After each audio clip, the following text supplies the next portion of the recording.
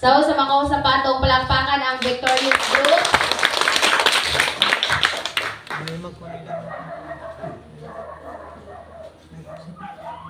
May usa ka dato nga amahan nga nagpuyo uban sa iyang duha ka mga anak.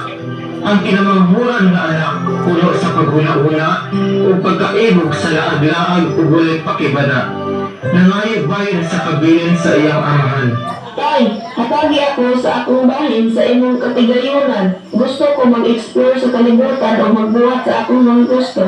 Anak, hatagan ti ka sa imong bahay apan pag-amping kay delikado kaayo ang kalibutan. Ang amahan nagbahin sa iyang katigayunan sa duwa niya ka mga anak. Ang kamanghuran nga anak nagkuha sa iyang bahin o nipahawa sa usa ka layong dapit. Sa layong dapit, ang anak nagwalda sa iyang mga katigayunan sa kaginayan, mahalon nga mga gamit o walay pukamod na pagkinabuhi. Ano po sa akong mga langgo? Walay mga buko, walay mga responsibilidad. Let's start the party! Apan sa wala madugay, ang iyang kwarta nahurot. Gibati siyang dakong kagutom ug nahimo siyang way nahut. Busa may alaga dalang siya sa usa sa mga lublupyo ni atong dapita. Ug gidala siya ngadto sa uma aron pagatiman sa mga baboy. Tungod sa kagutom, buot na lang unta siyang mukaon sa bunga sa kahoy na gilalog sa mga baboy. Tungod kay walay mihatag kaniya.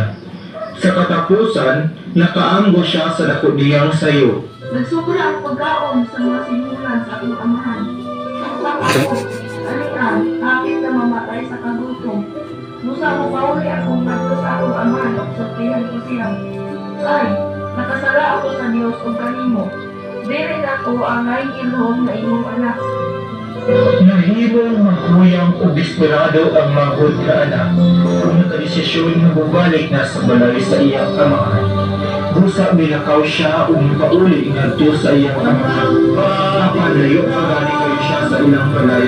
Nakikita ang iyang amahan kaniya. Naluoy siya sa iyang anak o hidagan ang pagtagot siya kung niya migapos o mihalok kaniya. Ay, nakasala ako sa Diyos o kanimo. Dili na ko ang may ilong na imong anak. Isipan na lang nga usa ako sa imong mga sundin.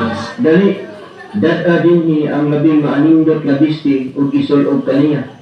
Sulodi usab ug singsing ang iyang tudlo ug sapatosi siya ug kuha ang pinaka lambot na nating baka ihawa kahit magkumbira kita.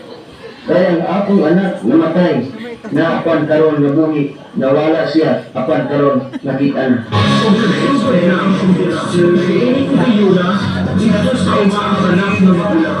Kaya ang pag-ulit sa mga ang buhay sa mga payat-sayaw. Gusto sa iyang gitawag ang isa sa mga silipod o iyang gitawag sa nag-unsa man ka mo din na.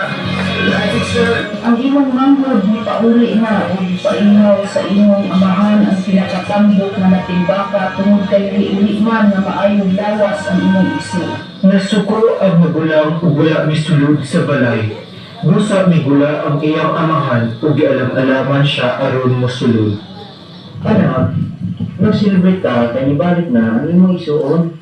Tay, huna-huna aragod, sunod sa dagang mga tuig na dalagan ako kanimo. Ingon sa usa ka ulipon, o bulag gayon ako makasupak sa imong mga sugo. Apan unsa may imong gihatag kanako, wala gayon.